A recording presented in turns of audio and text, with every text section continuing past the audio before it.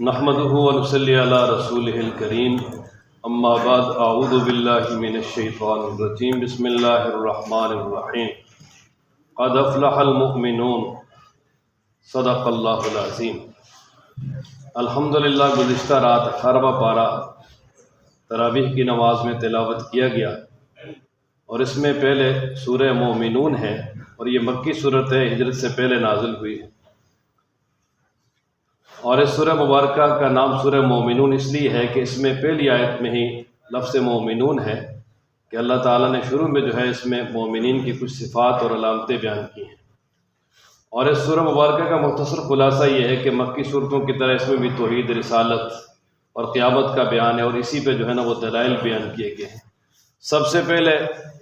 اللہ تبارک و تعالیٰ نے مومنین کی یہاں صفات بیان فرمائی ہیں۔ اللہ کریم ارشاد فرماتے ہیں کہ ایمان والے کامیاب ہوگے۔ کون سے ایمان والے؟ کہ جو اپنی نمازوں میں خشوع و خضوع سے کام لیتے ہیں، یعنی ظاہری طور پہ بھی ادب ہو کے کھڑے ہوتے ہیں اور اندر سے بھی بالکل مکمل طور پہ اللہ کی طرف متوجہ ہوتے ہیں۔ دوسری صفت بیان فرمائی کہ وہ لغو اور بےہودہ کاموں میں مشغول نہیں ہوتے بلکہ ان سے اعراض کرتے ہیں۔ تیسری صفت بیان فرمائی کہ وہ زکوٰۃ دیتے ہیں، اور چوتھی صفت بیان فرمائی کہ وہ اپنی شرمگاہوں کی حفاظت کرتے ہیں، یعنی اپنی خواہشات کو ناجائز اور غلط جگہ پہ پورا نہیں کرتے۔ جو اللہ تبارک و تعالیٰ نے ان کے لیے جائز وسائل بنائے ہیں انہی میں اپنی خواہشات کو پورا کرتے ہیں۔ اور آگے پانچویں صفت بیان فرمائی کہ وہ امانت میں خیانت نہیں کرتے، جب بھی ان کے پاس امانت رکھی جائے تو اس کی حفاظت کرتے ہیں۔ چھٹی صفت بیان فرمائی کہ وہ اپنے وعدوں کو پورا کرتے ہیں، اللہ تعالیٰ سے عہد ہو یا لوگوں سے عہد ہو اس کو مکمل طور پہ پورا کرتے ہیں، اس میں کمی نہیں کرتے۔ ساتویں صفت یہاں بیان فرمائی کہ وہ نمازوں کی حفاظت کرتے ہیں، یعنی نماز پابندی کے ساتھ پڑھتے ہیں، یعنی کہ جب دل کیا پڑھ لی، جب دل نہ کیا نہ پڑھی، محفل میں تو پڑھ لی اور اکیلے تو نہ پڑھی، نہیں، بلکہ فرمایا کہ مومن جو ہے وہ اپنی نمازوں کی حفاظت کرتے ہیں، یعنی مکمل طور پہ پابندی کے ساتھ نماز پڑھتے ہیں۔ اچھا، جن لوگوں میں یہ صفات ہوں گی آگے ان کا نتیجہ بیان فرما دیا کہ اولئک هم الوارثون، وہ وارث ہیں۔ کس چیز کے وارث ہیں؟ فرمایا وہ جنت الفردوس کے وارث ہیں، اللہ تعالیٰ ان کو جنت میں داخل کریں گے اور اس جنت میں وہ ہمیشہ رہیں گے۔ اس کے بعد آگے اللہ تبارک و تعالیٰ نے اپنی توحید اور اسی طرح قیامت میں دوبارہ زندہ کرنے پر ایک دلیل بیان فرمائی۔ اللہ تعالیٰ ارشاد فرماتے ہیں بلکہ انسان کی جو تخلیق اور اسی طرح انسان کی زندگی جو ہے اس کے 4 مراحل بیان فرمائے ہیں کہ اللہ تعالیٰ فرماتے ہیں کہ ہم نے انسان کو چنی ہوئی مٹی سے پیدا کیا، اور یہ مٹی سے پیدا کرنے کا 2 مطلب، ایک تو یہ کہ آدم علیہ السلام کا مجسمہ مٹی سے بنایا اور پھر ان میں روح پھونکی، آگے نسل انسانیت ان سے چلی، اور دوسرا یہ ہے کہ مٹی سے جو ہے وہ غذا پیدا ہوتی ہے، غذا سے ہی جو ہے وہ انسانی تخلیق کا جو نطفہ ہے وہ پیدا ہوتا ہے، وہ بنتا ہے۔ تو اس لیے اللہ تبارک و تعالیٰ نے فرمایا کہ ابتداء مٹی سے پیدا کیا، ثم جعلناہ نطفۃ فی قرار مکین، پھر اس کو ہم نے جو ہے وہ ایک مضبوط ٹھکانے میں ایک وہ نطفہ بنا دیا، اور پھر یعنی ماں کے پیٹ میں جو ہے یعنی وہ بچے کے بننے کے 6 مراحل کا تذکرہ کیا کہ پہلے وہ نطفے کی شکل میں ہوتا ہے، پھر وہ جب وہ خون بن جاتا ہے، پھر بوٹی بن جاتا ہے، اور پھر اللہ تبارک و تعالیٰ ہڈیاں پیدا کر کے ان کے اوپر پھر گوشت چڑھاتے ہیں، اور پھر 4 مہینے جب مکمل ہو جاتے ہیں تو پھر اللہ تبارک و تعالیٰ اس میں روح ڈال دیتے ہیں، اور پھر 4 مہینے کے بعد آگے 9 مہینے تک اگلے جو 5 مہینے ہوتے ہیں ان میں بچہ جو ہے وہ زندگی کی حالت میں ماں کے پیٹ میں رہتا ہے، اور جب 9 ماہ مکمل ہو جاتے ہیں تو ثم انکم بعد 9 ماہ مکمل ہو جاتے ہیں تو ثم انشأناہ خلقا آخر، پھر اللہ تبارک و تعالیٰ اس کو اس کی پیدائش کر دیتے ہیں، وہ دنیا میں آ جاتا ہے۔ یہ دوسرا مرحلہ ہے، اور پھر اس کے بعد اللہ تعالیٰ فرماتے ہیں کہ تم نے اس دنیا سے جانا ہے، مر جانا ہے، اور مرنے کے بعد جو برزخ ہے یہ تیسرا مرحلہ ہے، اور ثم انکم یوم القیامۃ تبعثون، اور پھر فرمایا کہ قیامت والے دن تم کو اٹھایا جائے گا، یہ چوتھا مرحلہ ہے۔ تو اللہ تبارک و تعالیٰ یعنی جس طرح انسان کی زندگی پہ مختلف مراحل لا سکتا ہے تو وہی قادر مطلق ہے، اور وہی دوبارہ انسانوں کو بھی زندہ کر سکتا ہے۔ آگے اللہ تبارک و تعالیٰ نے اپنے قدرت کاملہ کے کچھ اور دلائل بیان فرمائے کہ اللہ فرماتے ہیں ہم نے تمہارے اوپر 7 یعنی طرائق راستے بنائے، اور اس سے مراد آسمان ہیں، اور یا یہ کہ آسمانوں کے اندر جو اللہ تعالیٰ نے بڑے بڑے راستے بنائے فرشتوں کے آنے جانے کے لیے وہ مراد ہیں، اور اللہ فرماتے ہیں کہ ہم ان کو پیدا کر کے ان سے غافل نہیں ہیں، بلکہ پیدا بھی ہم نے کیا اور سارا نظام بھی ان کا ہمارے ہاتھ میں ہے۔ اور پھر آگے اللہ تعالیٰ فرماتے ہیں کہ ہم نے آسمان سے پانی برسایا ایک اندازے کے ساتھ، اس کو زمین میں پھیلایا، جس سے تمہیں نفع ہو رہا ہے، اور اللہ فرماتے ہیں اگر ہم چاہیں تو اس پانی کو بھی لے جائیں، ختم کر دیں، اور پھر اس پانی کے ساتھ ہم نے زمین میں طرح طرح کے باغات، انگوروں کے، کھجوروں کے، اور اسی طرح بہت زیادہ میوے جو ہے نا وہ اگائے، اور اسی طرح اس زمین میں سے بہت ساری چیزیں اگائی جو تم استعمال کرتے ہو۔ اور پھر فرمایا اس پانی کے ساتھ ہی ہم نے یعنی زیتون کا درخت جو ہے وہ اگایا، جس کے اندر سے تیل بھی نکلتا ہے، جو کھانے والوں کے لیے سالن کا بھی جو ہے وہ کام دیتا ہے۔ اور پھر آگے اللہ تبارک و تعالیٰ فرماتے ہیں کہ یہ جو پالتو جانور ہیں ان کے اندر بھی تمہارے لیے بڑی عبرت کا نمونے ہیں۔ کہ اللہ فرماتے ہیں ان کے پیٹ میں جو دودھ ہے وہ ہم تمہیں پلاتے ہیں بڑا خالص قسم کا، اور ان جانوروں میں تمہارے لیے اور بھی بہت منافع ہیں، اور اسی طرح ان کو ذبح کر کے ان کا گوشت بھی تم کھاتے ہو، اور ان جانوروں پر اور اسی طرح کشتیوں پر تم سوار ہو کر سفر بھی کرتے ہو۔ آگے جہاں سے دوسرا رکوع شروع ہوتا ہے اس میں اللہ تبارک و تعالیٰ نے سیدنا نوح علیہ السلام کا واقعہ بیان کیا۔ اللہ تبارک و تعالیٰ فرماتے ہیں کہ نوح علیہ السلام کو ہم نے ان کی قوم کی طرف بھیجا، اور انہوں نے بھی اپنی قوم میں جا کر اللہ کی توحید کا اعلان کیا۔ اعبدوا اللہ ما لکم من الہ غیرہ، کہ تم اللہ کی عبادت کرو، اللہ کے علاوہ تمہارے لیے کوئی الہ اور معبود نہیں ہے۔ لیکن قوم نے جو ہے نہ مانا، اور قوم کے بہت سارے لوگ کہنے لگے جی تم تو ایک ہماری طرح انسان ہو، اور تمہیں ہم پر کوئی فضیلت بھی نہیں ہے، تو لہٰذا تم کیسے رسول ہو سکتے ہو؟ اگر اللہ تعالیٰ چاہتے تو کوئی فرشتہ نبی بنا کے بھیجتے۔ حالانکہ زمین پہ رہنے والے انسان ہے، ظاہر ہے انسانوں کی طرف انسانی نبیات بن کے آئیں گے۔ وجہ یہ ہے کہ نبی جو ہے وہ آئیڈیل اور نمونہ ہوتا ہے، آئیڈیل اور نمونہ ہونے کے لیے جنس کا ایک ہونا ضروری ہے۔ فرشتہ جو ہے اس کی ضروریات ہی نہیں ہے، وہ کیسے انسانوں کے لیے آئیڈیل بن سکتا ہے؟ اور پھر آگے اللہ تعالیٰ بیان فرماتے ہیں کہ جب قوم نے نہ مانا تو پھر انہوں نے اللہ تعالیٰ سے دعا کی کہ رب انصرنی بما کذبون، یا اللہ انہوں نے مجھے جھٹلایا، میری مدد فرما۔ تو اللہ تعالیٰ نے وحی کی کہ آپ کشتی بنائیں ہماری ہدایت کے مطابق اور ہمارے سامنے، اور جس وقت یہ تندور جو ہے اس سے پانی اگلنا شروع ہو جائے تو اس وقت تم ہر چیز کا جوڑا اور اسی طرح جو ایمان لانے والے ہیں وہ اس پہ سوار ہو جانا، اور جو ظالم ہیں وہ ہلاک ہوں گے، ان کے بارے میں مجھے مخاطب نہ کرنا۔ اور فرمایا جب کشتی میں بیٹھ جاؤ آپ اور آپ کے ساتھ والے تو اللہ کا شکر ادا کرو کہ اللہ تمام تعریف اس اللہ کے لیے ہے جس نے جو ہے ظالم قوم سے ہمیں بچایا۔ اور پھر اللہ تعالیٰ سے یہ بھی دعا کرنا کہ یا اللہ اچھی جگہ پہ اتارنا، آپ بہترین اتارنے والے ہیں۔ تو اللہ تبارک و تعالیٰ فرماتے ہیں کہ اس واقعہ کے اندر جو ہے نا یہ بہت بڑی نشانیاں ہیں لوگوں کے لیے، اگر وہ سمجھنے کی کوشش کریں کہ بالآخر ایمان والے ہی بچے ہیں، جو کفار اور انکار کرنے والے تھے اللہ تبارک و تعالیٰ نے ان کو ہلاک کیا، سارے کے سارے ہلاک ہو گئے، ان کو کوئی بھی نہیں بچا سکا۔ اس کے بعد آگے اللہ تبارک و تعالیٰ نے قوم ثمود کا واقعہ بیان کیا۔ اللہ فرماتے ہیں کہ اس کے بعد ہم نے ایک اور قوم پیدا کی اور ان کی طرف بھی ہم نے رسول بھیجے، یعنی حضرت صالح علیہ السلام، اور انہوں نے بھی آگے کہا کہ ایک میری قوم اللہ کی عبادت کرو، تمہارے لیے اللہ کے علاوہ اور کوئی معبود نہیں ہے۔ اور اسی طرح ان کی قوم نے بھی بالکل وہی معاملات کیے ان کے ساتھ، ان کو جھٹلایا بھی، اور پھر کہنے لگے تم ہماری طرح ہی کھاتے پیتے ہو اور تم انسان ہو، تم کیسے جو ہے وہ رسول ہو سکتے ہو، اور بہت سارے یعنی آگے سے انکار کے یعنی بہت سارے ذرائع استعمال کیے۔ تو انہوں نے بھی اللہ تبارک و تعالیٰ سے بالآخر دعا کی کہ یا اللہ یہ مجھے جھٹلانے والے ہیں اور انہوں نے بار بار میرا انکار کیا اور اب ماننے والے نہیں ہیں، تو ان پہ عذاب لیا۔ اور ان کو ان کے کہنے کے مطابق یعنی وہ اونٹنی جو ہے وہ بھی بطور معجزہ کی آئی، لیکن اس کے باوجود بھی وہ نہ مانے، تو پھر اللہ تبارک و تعالیٰ کی طرف سے سخت قسم کا عذاب آیا اور وہ قوم ہلاک ہو گئی۔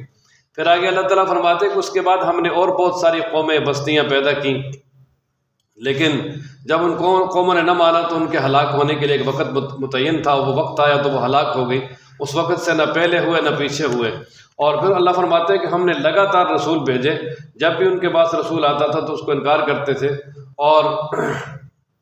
اللہ فرماتے ہیں کہ ہم نے ان میں سے ایک دوسرے کو پیچھے لگا دیا، اور ایسا ہوا کہ وہ یعنی جب ہلاک ہوئے تو ان کی داستان ہی رہ گئی، کچھ بھی نہ رہا۔ اور پھر اللہ تبارک و تعالیٰ فرماتے ہیں کہ ہم نے موسیٰ علیہ السلام، ہارون علیہ السلام ان کو اپنی نشانیاں دے کر فرعون کی طرف بھیجا، لیکن فرعون نے بھی جو ہے وہ تکبر کیا اور وہ کہنے لگے کہ کیا آپ دو انسان ہو، ہمیں اپنا غلام بنانا چاہتے ہو، ہم تو تمہاری بات نہیں مانیں گے۔ اور فرعون نے اور اس کی قوم نے ان دونوں کو جھٹلایا، لیکن اللہ تبارک و تعالیٰ نے پھر ان کو ہلاک کیا۔ اور پھر آگے اللہ تبارک و تعالیٰ نے حضرت مریم، عیسیٰ بن مریم کا ذکر کیا کہ اللہ فرماتے ہیں کہ عیسیٰ علیہ السلام اور ان کی والدہ کو ہم نے نشانی بنائی اپنے قدرت کاملہ کی، کہ جس طرح اللہ تبارک و تعالیٰ کی ایک قدرت ہے اور ایک اللہ کا قانون ہے۔ قانون یہ ہے کہ ماں باپ کے بغیر اولاد نہیں ہو سکتی، لیکن قدرت یہ ہے کہ اللہ تعالیٰ دے سکتے ہیں۔ اب جیسے عیسیٰ علیہ السلام کو بغیر والد کے پیدا کر دیا، اور اسی طریقے سے حضرت حوا کو بغیر ماں کے پیدا کر دیا، آدم علیہ السلام کو بغیر ماں باپ کے پیدا کر دیا۔ یہ اللہ تعالیٰ کی قدرت اور قدرت کے نمونے دکھاتے ہیں۔ آگے جہاں سے رکوع نمبر 4 شروع ہوتا ہے، اللہ تبارک و تعالیٰ نے رسولوں کو خطاب کر کے فرمایا کہ اے میرے رسولوں، پاکیزہ چیزیں کھاؤ، حلال چیزیں کھاؤ اور نیک اعمال کرو، بے شک میں جو کچھ تم کرتے ہو اس کو جاننے والا ہوں۔ تو یہاں پر پاکیزہ کھانے کا حکم دینے کے ساتھ نیک اعمال کا تذکرہ ہے۔ معلوم ہوا کہ حلال روزی جو ہے یہ نیک اعمال کی قبولیت میں اس کو بہت بڑا دخل ہے۔ اور آگے اللہ تبارک و تعالیٰ فرماتے ہیں کہ یہ جتنے بھی انبیاء گزرے ہیں یہ سب ایک ہی دین پر تھے، یعنی لا الہ الا اللہ۔ باقی شریعتیں مختلف تھیں، احکامات مختلف تھے، لیکن اصول سب کے ایک تھے۔ لیکن بعد میں کچھ لوگ آئے اور جنہوں نے دین کے اندر ان تفرقہ ڈالا اور اختلاف کیا اور اس کو ٹکڑے ٹکڑے کر دیا۔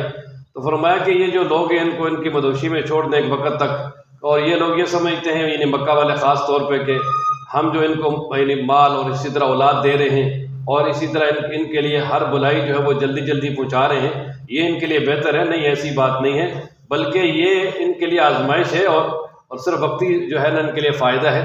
بالآخر یہ عذاب کی طرف جائیں گے۔ اور آگے اللہ تعالیٰ نے ایمان والوں کے بارے میں فرمایا کہ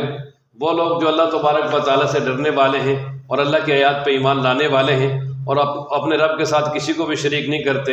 اور فرمایا کہ وہ جو اللہ نے ان کو مال دیا ہے اس مال کو خرچ بھی کرتے ہیں لوگوں پہ، لیکن ڈرتے ہوئے۔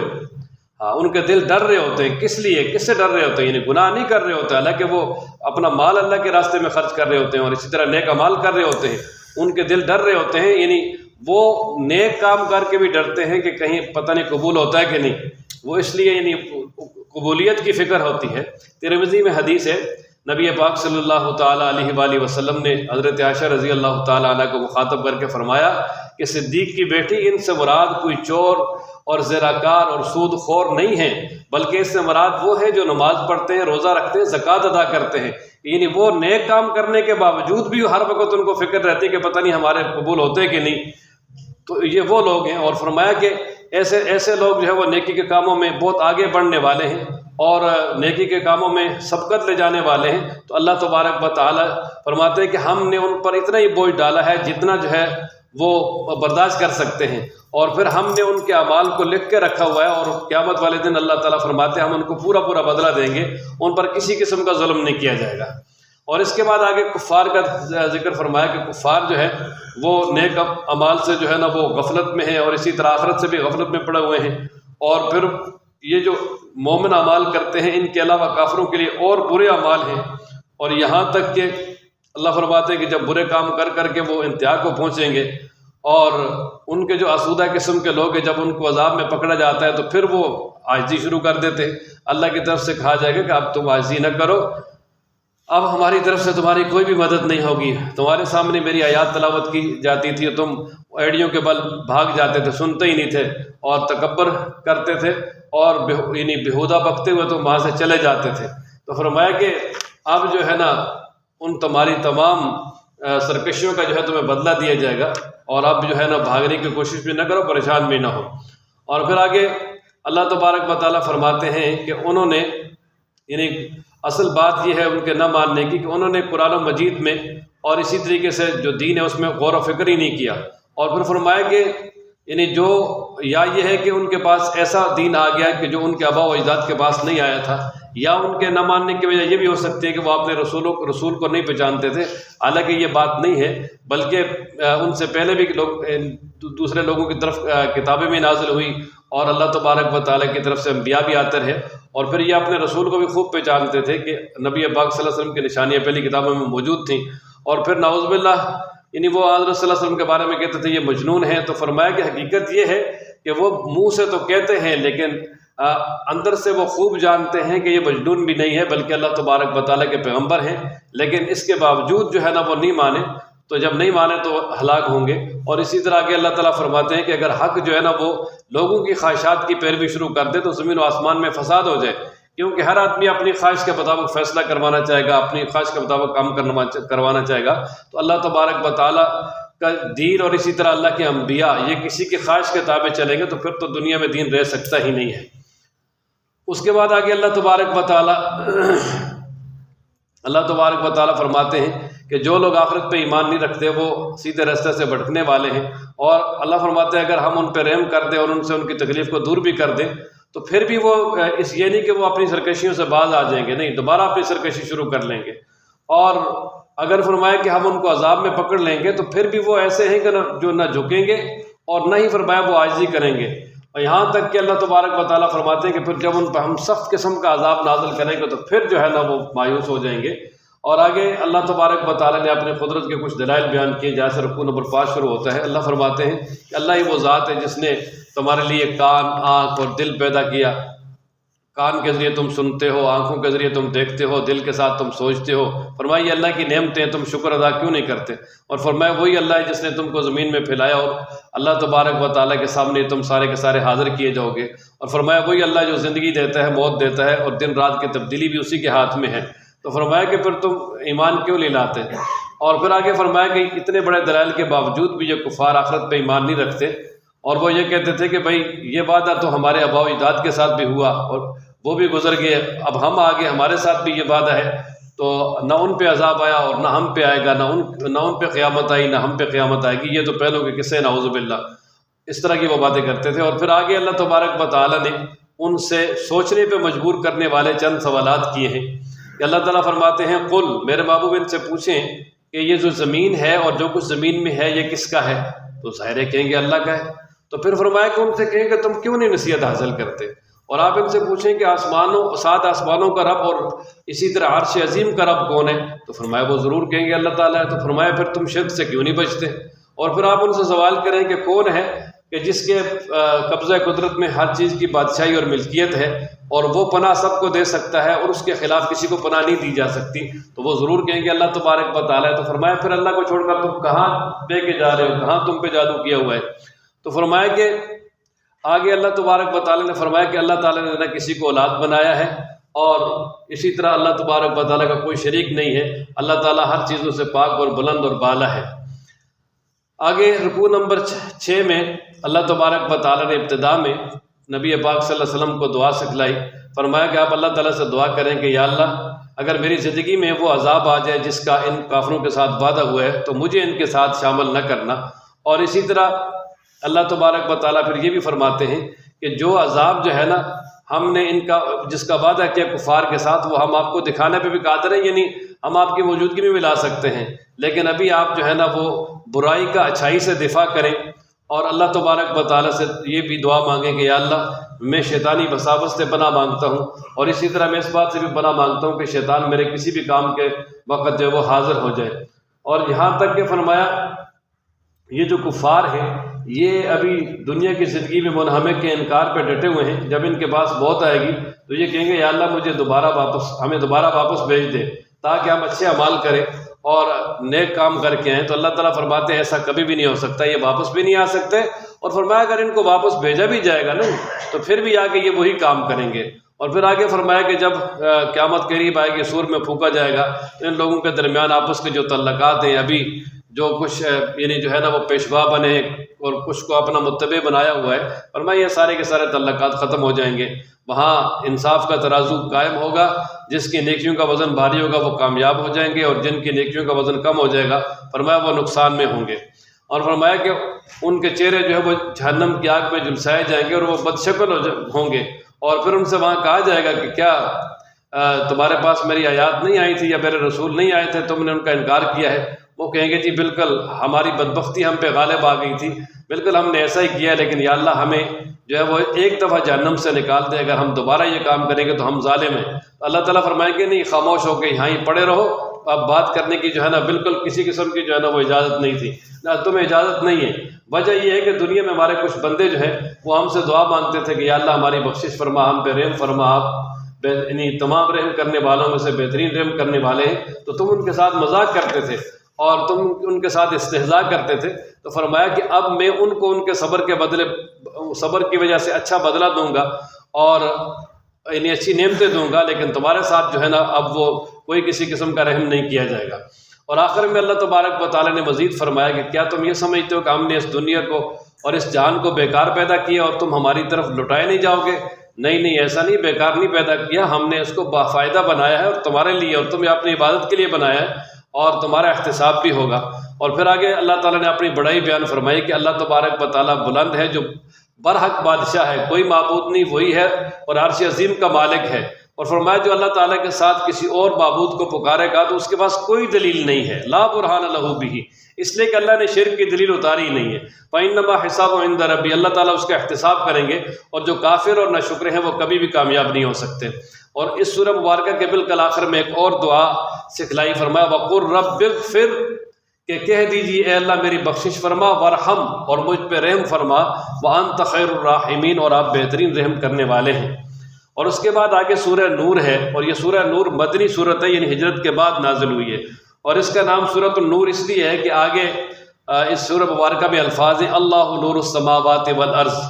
اس لیے سورہ مبارکہ کا نام سورۃ النور ہے۔ اور اس سورۃ النور میں اللہ تبارک و تعالیٰ نے اصلاح معاشرہ کے لیے 10 احکامات بیان فرمائے ہیں، اور پھر حضرت سیدہ عائشہ رضی اللہ تعالیٰ عنہ پر جو تہمت لگی ہے اس کی تردید کی ہے، اور اللہ تبارک و تعالیٰ نے سورہ مبارکہ میں اپنی توحید کی ایک مثال بھی بیان فرمائی ہے۔ اور اللہ کریم تاکید کے لیے شروع میں فرماتے ہیں کہ یہ ایسی صورت ہے جس کو ہم نے اتارا ہے، اور ہم نے اس کے احکامات کو لازم کیا ہے، اور اس کے اندر ہم نے بڑی واضح نشانی اور آیات اتاری ہیں جن میں بڑے اہم احکامات ہیں تاکہ تم نصیحت حاصل کرو۔ اب پہلا حکم بیان فرمایا کہ اگر کوئی غیر شادی شدہ مرد اور عورت ہے اور وہ دونوں زنا کر لیں تو فرمایا ان کو 100 کوڑے مارو، اور 100 کوڑے لگاتے ہوئے تمہیں ان پہ ترس نہ آئے کیونکہ یہ اللہ کا حکم ہے۔ اور فرمایا کہ وہ 100 کوڑے بھی کسی بند کمرے میں نہیں بلکہ کھلے میدان میں مارے جائیں، اور ایک پورا مسلمانوں کا گروہ اور مسلمانوں کی جماعت اس کو دیکھے، کیونکہ اصل مقصود اس سے یہ ہے کہ تاکہ لوگ اس سے نصیحت حاصل کریں، عبرت حاصل کریں۔ اور یہ ہے غیر شادی شدہ کے لیے، اور شادی شدہ کے لیے جو ہے نا وہ سنسار ہے، پتھر مار مار کے اس کو ختم کرنا ہے، اور یہ نبی پاک صلی اللہ تعالیٰ علیہ وآلہ وسلم کے عمل سے ثابت ہے۔ اور آگے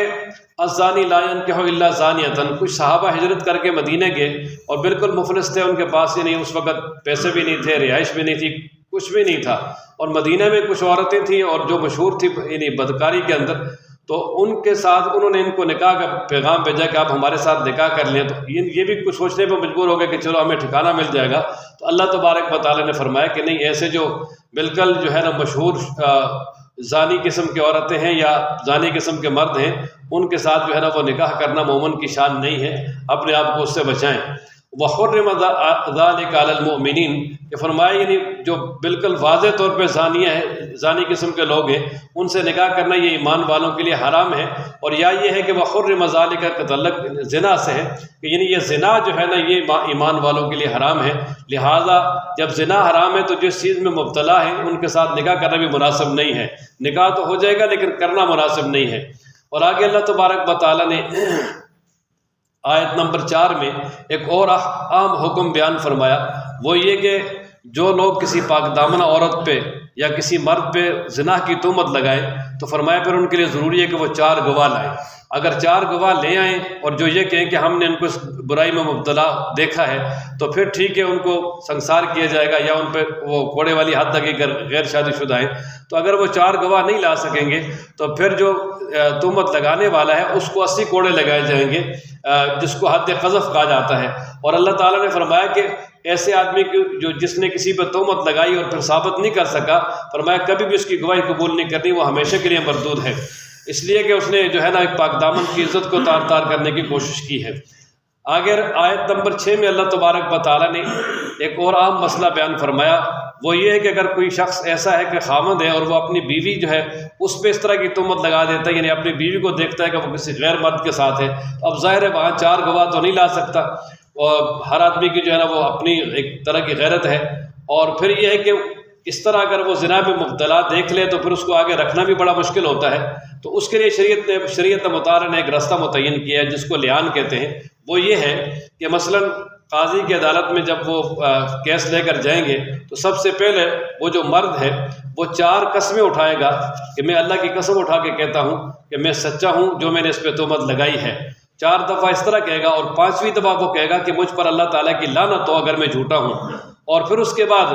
اگر عورت اقرار کر لیتی ہے تو پھر اس کو حد لگ جائے گی، لیکن اگر عورت اقرار نہیں کرتی تو اس کو بھی قاضی کہے گا کہ آپ بھی قسمیں اٹھائیں، تو وہ بھی 4 قسمیں اٹھائے گی کہ اللہ کی قسم یہ آدمی جھوٹا ہے جو اس نے مجھ پر تہمت لگائی ہے، اور 5ویں مرتبہ کہے گی کہ مجھ پر اللہ کا غضب ہو اگر یہ سچا ہے۔ یعنی یہ عورت کے لیے غضب کا لفظ اس لیے کہا نا کہ عورت کے لیے لعنت کرنا یہ بڑا آسان ہوتا ہے، وہ تو یعنی تھوک کے ساتھ سلامتیں کرتی رہتی ہیں، اس لیے فرمایا کہ وہ کہے گی بھائی کہ مجھ پر اللہ کا غضب ہو اگر یہ سچا ہے۔ اچھا، جب یہ ان دونوں کی آپس میں گواہیاں ہو جائیں گی، مرد بھی اپنی بات پہ ڈٹا ہوا ہے، وہ بھی قسم اٹھاتا ہے اور 4 قسمیں بھی اٹھا لی، 5ویں دفعہ اپنے اوپر لعنت بھی کر لی، اور اسی طرح عورت جو ہے وہ بھی اپنی بات پہ ڈٹی ہوئی ہے، اس نے بھی یعنی 4 قسمیں بھی اٹھا لی اور پھر اللہ کا کہا کہ مجھ پر غضب ہو اگر یہ سچا ہے، تو اس کے بعد پھر قاضی جو ہے نا ان کے درمیان تفریق کر دے گا، یعنی عدالت تفریق کر دے گی، جدائی ہو جائے گی، وہ دونوں میاں بیوی ایک جگہ نہیں رہ سکتے، ان کا جو ہے معاملہ ختم ہو جائے گا۔ آگے آیت نمبر 11 سے حضرت سیدہ عائشہ رضی اللہ تعالیٰ عنہ پہ جو تہمت لگی اس کو آگے بیان کیا ہے کہ اصل میں ہوا یہ کہ غزوہ بنو مستلق اس سے واپسی کے موقع پر حضرت عائشہ رضی اللہ تعالیٰ عنہا وہ اپنے ہودج میں یعنی بیٹھی ہوئی تھی، جس کو اٹھا کے اونٹ پہ رکھ دیتے تھے، اور جب کسی جگہ پہ پڑاؤ ڈالنا ہوتا تو اسی کو اتار کے صحابہ نیچے رکھتے تھے۔ آن رسول اللہ علیہ وسلم بھی ساتھ تھے، اور ان کا جو ہے ہودج ایک جگہ وہ نیچے رکھا اور پڑاؤ ڈالا ہوا تھا، اور جب جانے کا وقت آیا تو صحابہ نے اس کو اٹھایا اور اونٹ پہ رکھ دیا، لیکن اس میں غور نہ کیا کہ حضرت عائشہ رضی اللہ تعالیٰ عنہا وہاں سے نکل کر قضاء حاجت کے لیے گئی ہوئی تھی، اور جب واپس آئی تو قافلہ وہاں سے جو ہے روانہ ہو چکا تھا، اور پھر وہاں راستے میں ہی کنارے پہ ہو کے بیٹھ گئی، اس امید پر کہ ظاہر آگے جا کے نبی پاک صلی اللہ علیہ وسلم دیکھیں گے تو لازماً کسی کو بھیجیں گے اور پھر جو ہے یا خود واپس آئیں گے تو مجھے لے جائیں گے۔ اب وہاں بیٹھی ہوئی تھی تو حضرت صفوان بن معطل ایک صحابی ہیں، ان کو نبی پاک صلی اللہ علیہ وسلم نے پیچھے چھوڑا ہوا تھا، یعنی وہ تقریباً قافلے سے آدھے گھنٹے کے فاصلے پہ پیچھے سے آ رہے تھے تاکہ کوئی قافلے کی کوئی چیز گم ہو جائے یا کوئی چیز بچھڑ جائے قافلے تو اس کو لے آئیں۔ جب انہوں نے دیکھا کہ وہ حضرت عائشہ بیٹھی ہوئی ہیں تو انہوں نے فوراً جو ہے نا وہ اپنا اونٹ بٹھایا اور اس پہ بٹھا کر وہ مدینہ لے آئے۔ لیکن یہ مدینہ منورہ جب لائے تو مدینہ منورہ میں جو منافقین تھے نبی پاک صلی اللہ علیہ وسلم کے تو شدید مخالف تھے، عبداللہ ابن ابی رئیس المنافقین، اس ظالم کے تو ہاتھ بات آ گئی، وہ کہنے لگے جی یہ جان بوجھ کے پیچھے رہی ہیں اور حضرت صفوان کے ساتھ ان کے ناجائز تعلقات، نعوذ باللہ، اس طرح کی جب باتیں کی، اور اس موقع پر جو ہے نا وہ کچھ جو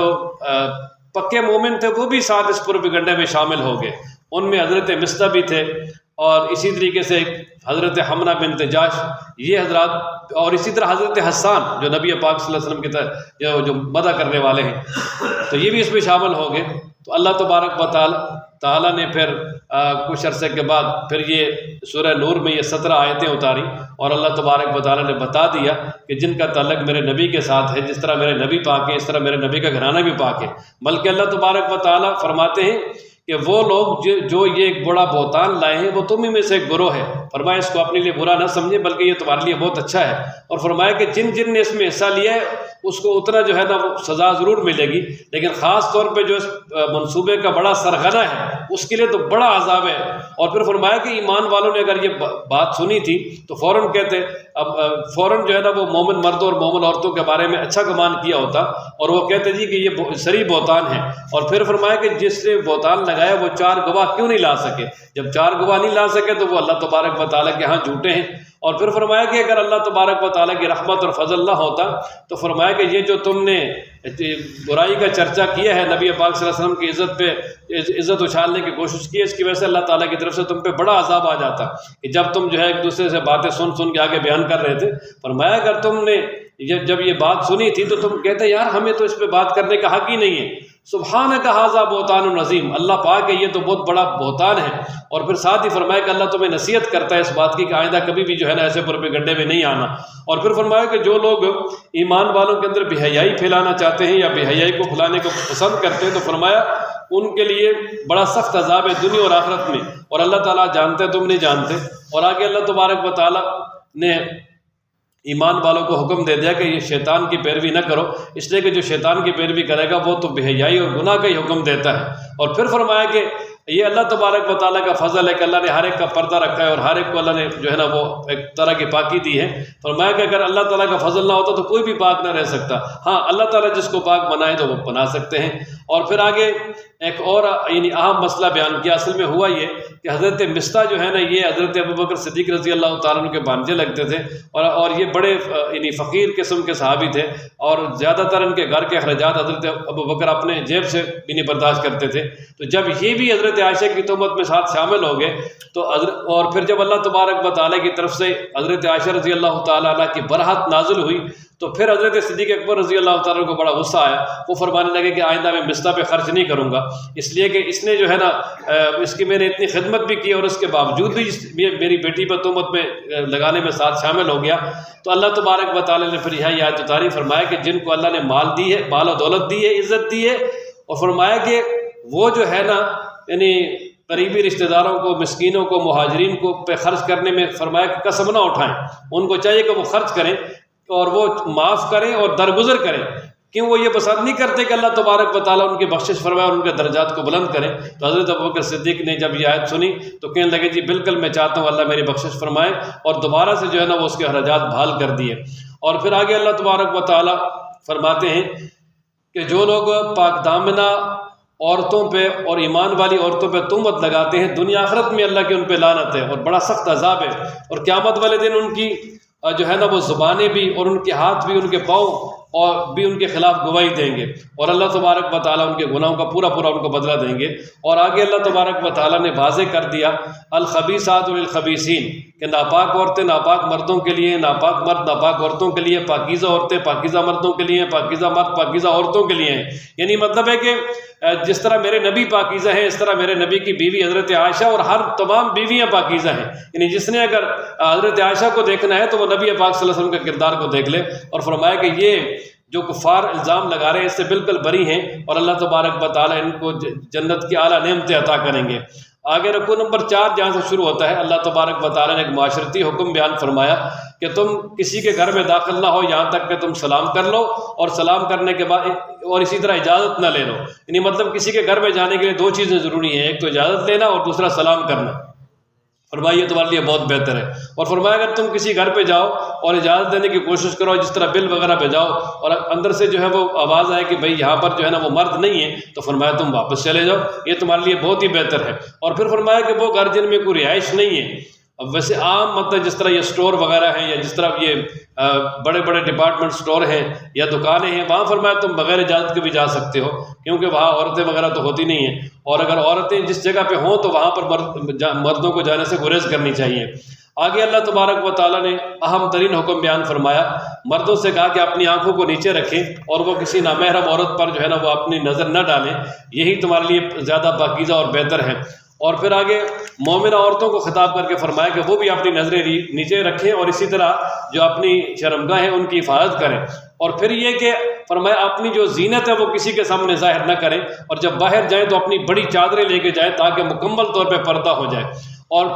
پھر آگے فرمایا کہ عورت اپنی زینت کن کن کے سامنے ظاہر کر سکتی ہے، تو ایک اپنے خاوند کے سامنے، اپنے باپ دادا نانا وغیرہ ان کے سامنے، اور اسی طرح اپنے شوہر کے والد یعنی سسر وغیرہ کے سامنے، اور اپنے بیٹوں کے سامنے، اور اپنے خاوند کے جو پہلی دوسری بیوی سے یعنی اس کے بچے ہیں، یعنی اس کو سوتیلے بیٹے کہتے ہیں، ان کے سامنے بھی اپنی جو ہے نا وہ زینت ظاہر کر سکتی ہے، اور اسی طرح اپنے بھائیوں کے سامنے، بھتیجوں کے سامنے، بہنوں کے سامنے، اور اسی طرح بہنوں کے بیٹوں کے سامنے، اور اسی طرح عورتوں کے سامنے، اور جو غلام ہیں ان کے سامنے۔ اور یا یہ کہ وہ یعنی بچے کہ جو ابھی تک جو ہے نا وہ ہوشیار نہیں ہوئے، یا مثلاً جو یعنی وہ مرد کہ جن کو عورتوں وغیرہ کی خواہش ہے ہی نہیں، یا وہ بچے جو ابھی تک جوان نہیں ہوئے، فرمایا کہ عورتوں کے معاملات سے واقف نہیں ہوئے، فرمایا ان کے سامنے اپنی زینت کو ظاہر کر سکتی ہیں، اس کے علاوہ باقی کسی کے سامنے عورت کے لیے زینت ظاہر کرنا حرام ہے۔ اور فرمایا کہ اپنے پاؤں زمین پہ مار کے بھی نہیں چلے، کہیں ایسا نہ ہو کہ جو پاؤں میں مثلا جو زیور وغیرہ ڈلا ہوا ہے اور اس کی چھنکار کی آواز لوگوں کو آ جائے۔ اور فرمایا تم اللہ تبارک و تعالیٰ کی طرف توبہ کرو اے ایمان والو تاکہ تم کامیاب ہو جاؤ۔ اور آگے اللہ تعالیٰ نے ایک اور حکم دیا، فرمایا جو تم میں سے بے نکاح ہیں فرمایا ان کا نکاح کرواؤ۔ اگر فرمایا کہ وہ ان کے پاس مال و دولت نہیں بھی ہے تو اللہ تعالیٰ اپنے فضل سے ان کو دے دیں گے، جب شادی سے پہلے کچھ بھی نہیں ہوتا تو شادی کے بعد اللہ تعالیٰ سب کچھ دے سکتے ہیں۔ اور فرمایا کہ جن کے اندر نکاح کی بالکل طاقت ہے ہی نہیں ہے، ان کے پاس یعنی وہ مہر دینے کے لیے بھی کچھ نہیں ہے، تو فرمایا کہ وہ جو ہے نا وہ صبر کر لیں، جب اللہ تعالیٰ ان کو مستغنی کر دے گا تو پھر کر لیں۔ اور فرمایا کہ وہ غلام جو تم سے آزاد ہونا چاہیں اور بدلے کتابت تمہیں ادا کرنا چاہیں، یعنی مطلب ایک آدمی نے کسی اپنے غلام کو مقدم بنایا کہ تم اتنے پیسے لے آؤ میں تمہیں آزاد کروں گا، تو فرمایا جب وہ پیسے لا کر دے دے تو ان کو آزاد کر دو، یا اگر وہ مکاتب بننا بھی چاہتے تو ان کو مکاتب بنا دو۔ اور اسی طرح یعنی کچھ منافقین ایسے تھے کہ جن کی کچھ باندیاں تھیں اور جن کو وہ ظالم بدکاری پہ جو ہے مجبور کرتے تھے، اور وہ بیچاری یعنی پریشان بھی ہوتی تھی اس سے، تو اللہ تبارک و تعالیٰ نے فرمایا کہ تم اپنی جو باندھی ہیں ان کو بدکاری پہ مجبور نہ کرو، لیکن اگر وہ بیچاری بے بس ہیں، اگر ان کو مجبور کوئی کرتے بھی ہیں اور ان کے جو ہے نا وہ بس میں نہیں ہے، تو اگر وہ ان سے وہ گناہ ہوتا بھی ہے تو اللہ تبارک و تعالیٰ اس کو معاف کر دیں گے، اس لیے کہ اللہ یکلف اللہ نفسا الا وسعها۔ آگے اللہ تبارک و تعالیٰ نے اپنی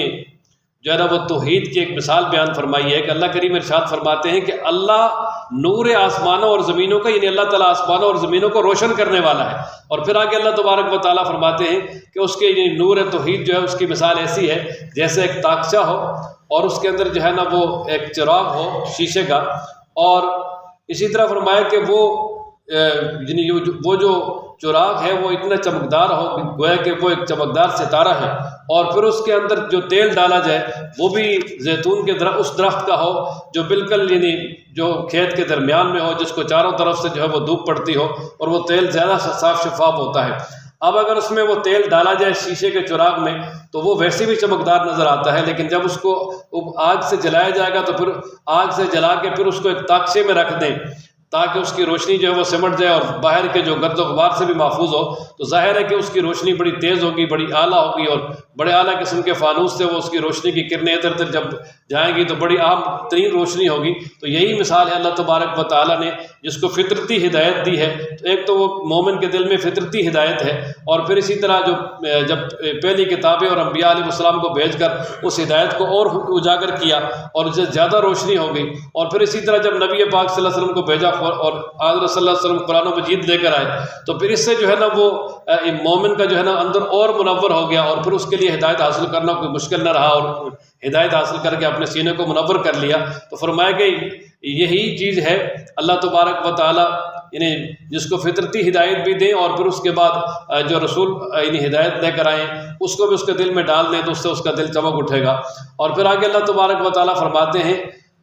کہ وہ چراغ بھی ان گھروں میں ہیں کہ جن کے بارے میں اللہ تعالیٰ نے حکم دیا کہ ان کو بلند کیا جائے اور ان میں اللہ تعالیٰ کا نام لیا جائے۔ اس سے مراد مسجدیں ہیں، اور اسی طرح اس سے مراد یعنی مومنوں کے گھر بھی ہیں کہ وہ بھی اللہ تعالیٰ کے ذکر سے آباد رہتے ہیں۔ اور پھر فرمایا کہ وہاں کچھ لوگ ایسے ہیں کہ جن کو تجارت اور خرید و فروخت اور ان کی اولاد وغیرہ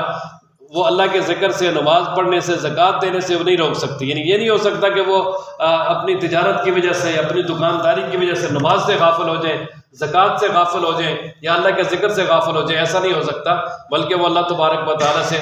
ڈرتے ہیں کہ اور اسی طرح وہ قیامت کا خوف بھی ان کے دلوں میں ہے۔ آگے اللہ تبارک و تعالیٰ نے کفار کے اعمال کی ایک مثال بیان فرمائی ہے۔ اصل میں کفار دو طرح کے ہیں، ایک وہ کافر ہیں کہ جو اللہ تعالیٰ کی ذات کو مانتے ہیں اور قیامت کو بھی مانتے ہیں لیکن نبی پاک صلی اللہ علیہ وسلم کا انکار کرتے ہیں، جیسے یہود و نصارہ۔ اب یہ لوگ جو ہے نا وہ بہت زیادہ اچھے کام بھی کرتے ہیں، مثلا بہت بڑے بڑے رفاعی ادارے بھی چلاتے ہیں اور دنیا کی خدمت بھی کرتے ہیں، تو ظاہر ہے کہ ان کو اس بات کی امید تو ہوتی ہے کہ بے قیامت والے دن ہمیں اس کا اجر ملے گا۔ تو اللہ تبارک و تعالیٰ نے ان کی مثال بیان کرتے ہوئے فرمایا کہ ان کی مثال ایسے ہے کہ جس طرح ایک شخص ہو، بالکل پیاسا ہو، شدید اس کو پیاس لگی ہو، اور وہ دور سے ریگستان پہ دھوپ لگی ہو، خوب سورج کی روشنی پڑ رہی ہو، اور وہ ریگستان کی جو ریت ہے وہ اس کو چمکتی ہوئی جب نظر آئے گی دھوپ میں تو یہ محسوس کرے کہ یہ پانی ہے، اور یہ اس امید سے جائے کہ چلو وہاں پہنچ کے پانی پیوں گا، لیکن جب قریب جائے تو کچھ بھی نہ ملے۔ تو فرمایا یہی مثال ان کافروں کے اعمال کی ہے کہ دنیا میں یہ جو ہے نا اس بات کی امید رکھتے ہیں کہ قیامت میں ہمیں ان کا اجر ملے گا، لیکن جب قیامت میں اللہ تبارک و تعالیٰ کے دربار میں حاضر ہوں گے تو ان کو کچھ بھی نہیں ملے گا، ان کے کفر جو ہے وہ سارے کے سارے اعمال کو ضائع کر دے گا۔ تو یہ ایسے ہی پریشان ہو گئے جس طرح کہ وہ ریت کو پانی سمجھ کے آنے والا پریشان ہوا ہے۔ اور دوسری مثال آگے ان کفار کی بیان کی ہے کہ جو اللہ تعالیٰ کو نہیں مانتے اور مسلمانوں پہ ظلم کرتے ہیں۔ تو فرمایا کہ ایک تو یہ ہے کہ وہ اللہ تعالیٰ کا انکار کرنے والے ہیں، دوسرا یہ ہے کہ پھر وہ آگے مومنوں پہ ظلم کر کے وہ اپنے کفر میں اور زیادہ آگے چلے جاتے ہیں، یہاں تک کہ ان کے دلوں پہ مہر جباریت لگ جاتی ہے۔ تو فرمایا کہ ان کا ایمان کی طرف آنا ایسے ہی ناممکن ہے جس طرح کہ ایک شخص جو ہے وہ سمندر میں ہو اور اسی طرح رات ہو اور پھر وہاں سمندر میں جو ہے وہ آندھی وغیرہ بھی چل جائے اور اس کی کشتی وغیرہ کو چاروں طرف سے موجیں گھیر لیں، تو اب وہ اندھیروں کے اندر ہے، اس آدمی کا یعنی راستہ پانا یہ مشکل ہے، اس لیے کہ اب یعنی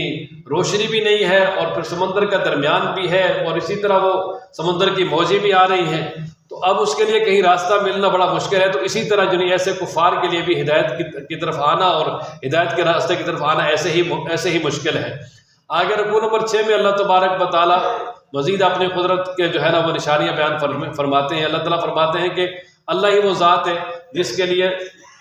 جس کی تعریف اور باقی بیان کرتی ہر وہ چیز جو آسمانوں میں جو زمینوں میں، اور اسی طرح پرندے جو ہے وہ بھی پر پھیلائے ہوئے اللہ کی باقی بیان کرتے ہیں۔ اور اسی طرح فرمائے کہ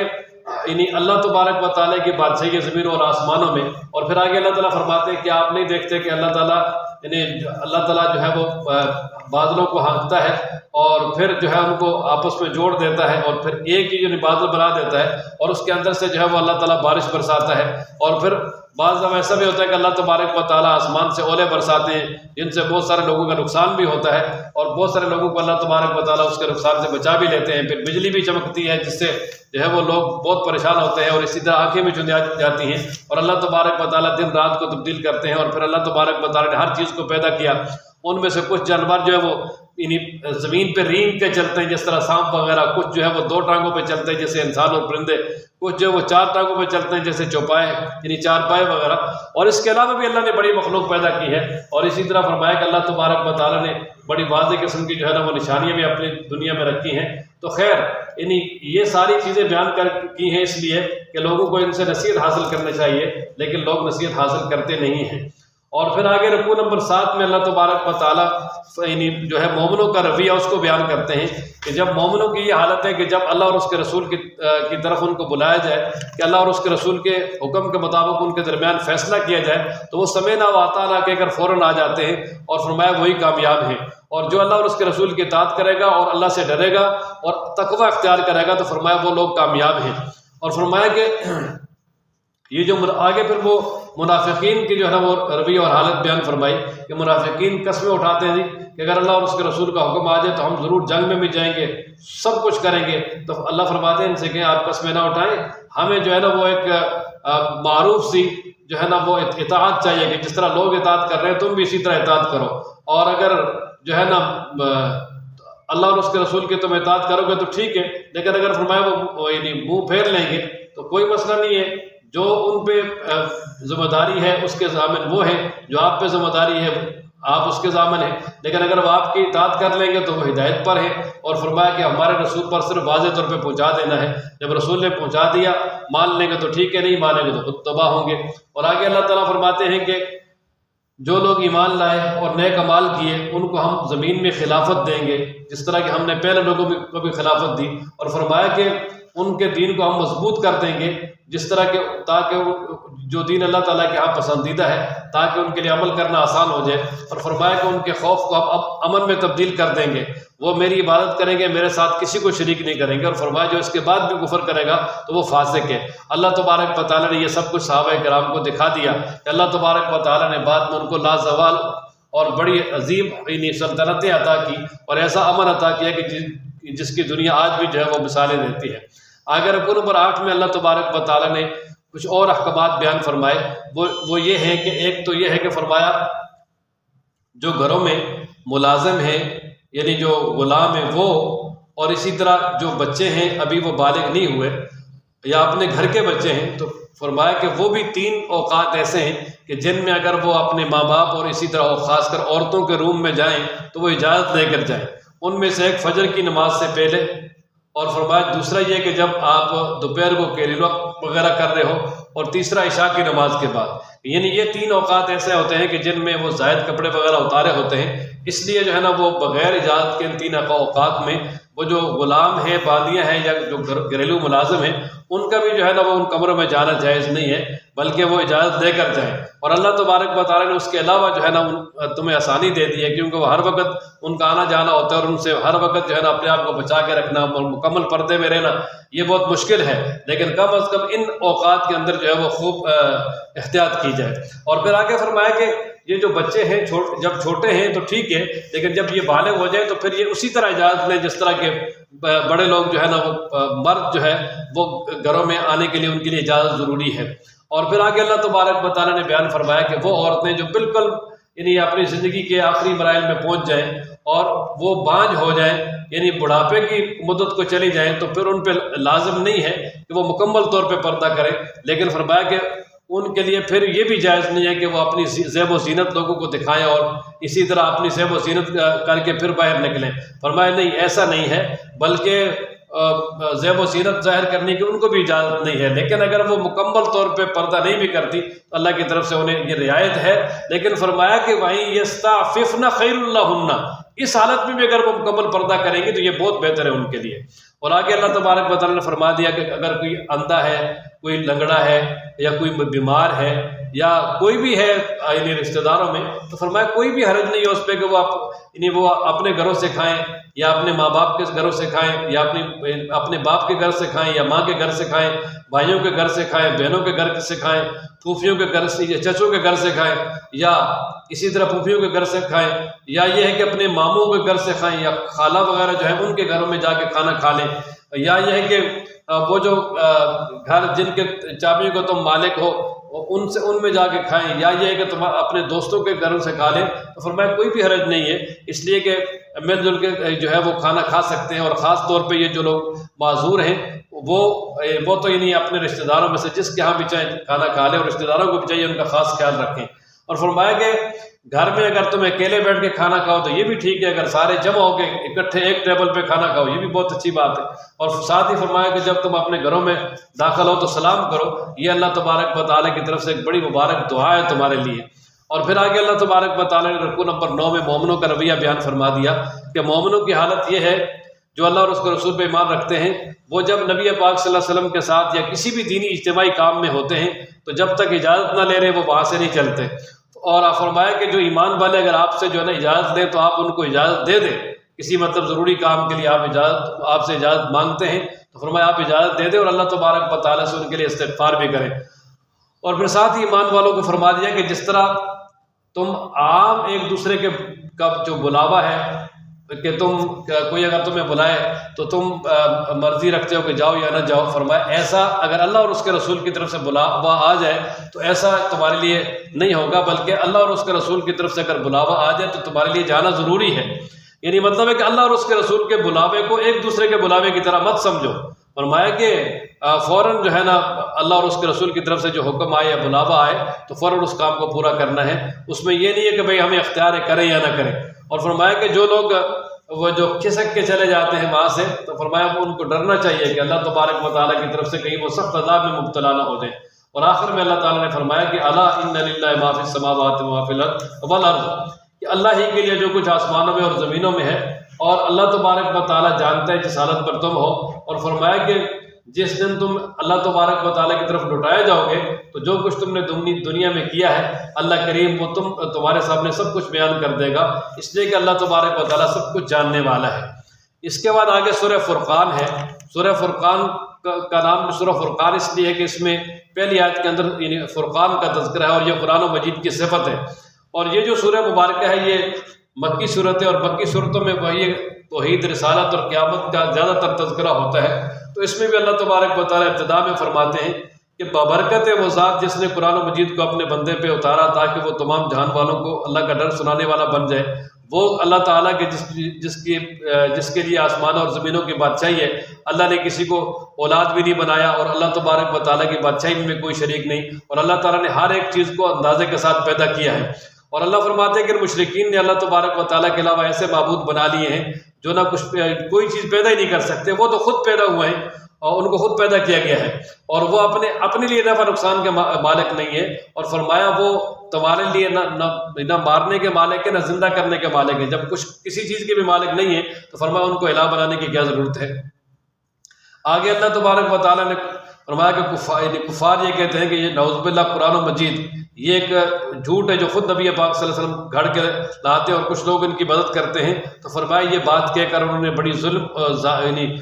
والی بات کہی ہے اور جھوٹی بات کہی ہے۔ یہ اللہ تبارک و تعالیٰ کا کلام ہے، یہ خود نہیں گھڑا گیا۔ اور وہ ساتھ یہ بھی کہتے تھے کہ یہ پہلوں کے قصے ہیں جو کہ لکھے ہوئے ہیں، اور پھر وہ نبی پاک صلی اللہ علیہ وسلم لا کر تم پر ابلاغ کرتے ہیں۔ تو فرمایا کہ نہیں، یہ پہلوں کے قصے نہیں ہیں۔ قل انزلہ الذی یعلم السر فی السماوات والارض، یہ اس ذات نے اتارا ہے کہ جو ظاہر اور پوشیدہ کو جانتے ہیں، جو کچھ زمینوں میں ہے، بے شک وہ بخشنے والا رحم کرنے والا ہے۔ اور پھر آگے مشرکین کا ایک مشہور اعتراض تھا یعنی اللہ کے رسولوں پر، اس کو بیان فرمایا کہ مشرکین یہ کہتے تھے کہ بھائی یہ اس رسول کو کیا ہوا، یہ کھانا بھی کھاتا ہے، بازاروں میں بھی جاتا ہے، اور اسی طرح اس کے پاس کوئی فرشتہ کیوں نہیں آتا جو اس کی مدد کرتا، یا یہ کہ آسمان سے ان کے پاس خزانہ ہوتا، یا یہ کہ ان کے پاس ایک باغ ہوتا جس سے یہ خود بھی کھاتے ہمیں بھی کھلاتے، اور ساتھ وہ یہ بھی کہتے کہ بھئی تم تو ایک ایسے انسان کی پیروی کر رہے ہو جس میں نعوذ باللہ جادو ہوا پڑا ہے۔ تو اللہ تبارک و تعالیٰ نے آگے پھر ان کے سوالات کا جواب دیا، فرمایا کہ جہاں سے دوسرا رکوع شروع ہوتا ہے کہ تبارک الذی ان شاء جعل لک، کہ اللہ تبارک و تعالیٰ کی ببرکت ذات ہے، اگر وہ چاہے تو آپ کے لیے ایسا باغ بنا دے جس کا یہ مطالبہ کرتے ہیں اس سے بھی بہتر ہو، اور آپ کے لیے اللہ تعالیٰ تبارک و تعالیٰ محلات بھی بنا سکتے ہیں، لیکن اصل بات یہ ہے کہ یہ ساری چیزیں اگر مل بھی جائیں تو پھر بھی یہ لوگ ایمان نہیں لائیں گے، اس لیے کہ یہ اصل تو قیامت کے منکر ہیں، اور اللہ تبارک و تعالیٰ نے ان جھوٹوں کے لیے جو جھٹلانے والے ہیں یعنی قیامت میں دیکھتی ہوئی آگ تیار کر رکھی ہے، جب یہ دور سے اس کو دیکھیں گے تو اس کے اندر بڑی سخت یعنی وہ جوش اور اسی طرح بڑی سخت اس کی آواز سنیں گے، اور پھر جب ان کو زنجیروں میں جکڑ کر اس جہنم میں ڈالا جائے گا تو وہاں یہ موت کو پکاریں گے کہ ہائے موت آ جا، ہائے موت آ جا۔ اللہ کی طرف سے کہا جائے گا اب ایک موت کو نہ پکارو، اب کئی موتوں کو پکارو، اب تمہیں یہاں پر ان موت نہیں آئے گی، ثم لا يموت فیہا ولا یحیا، اب ہمیشہ اس عذاب میں رہو گے۔ تو اللہ تبارک و تعالیٰ فرماتے ہیں کہ اذالک خیر، کیا یہ عذاب بہتر ہے، ام جنت الخلد التی وعد المتقون، یا وہ جنت بہتر ہے کہ جس کا جو ہمیشہ جس میں رہیں گے اور متقین کے ساتھ اس کا وعدہ ہے، کانت لہم جزاء و مصیرا، ان کے لیے اللہ تعالیٰ کی طرف سے بدلہ بھی ہوگا اور ٹھکانہ ہوگا، اور وہاں پر جو وہ چاہیں گے اللہ تبارک و تعالیٰ کی طرف سے ان کو ملے گا۔ اور آگے اللہ تبارک و تعالیٰ فرماتے ہیں کہ قیامت والے دن اللہ تعالیٰ ان کفار کو بھی زندہ کریں گے، اور اسی طرح جو جن کی وہ عبادت کرتے تھے اللہ کے علاوہ ان کو بھی زندہ کریں گے، اور اللہ تبارک و تعالیٰ یعنی ان معبودان سے مخاطب کو کہیں گے کہ کیا تم نے میرے بندوں کو گمراہ کیا ہے یا یہ خود گمراہ ہوئے ہیں؟ تو وہ جو جن کو معبود بنایا ہے وہ کہیں گے اے اللہ سبحانک، آپ پاک ہیں، ہمارے لیے تو یہ جائز ہی نہیں تھا کہ جو ہے ہم آپ کے علاوہ کہیں جی کہ ہمیں الہ بنا لو، فرمایا نہیں، اصل بات یہ کہ آپ نے ان لوگوں کو دنیا وافر دے دی تھی، اور یہاں تک کہ یہ دنیا میں منہمک ہو کر آخرت سے اور آپ کی یاد سے بھول گئے۔ وآخر دعوانا الحمدللہ رب العالمین۔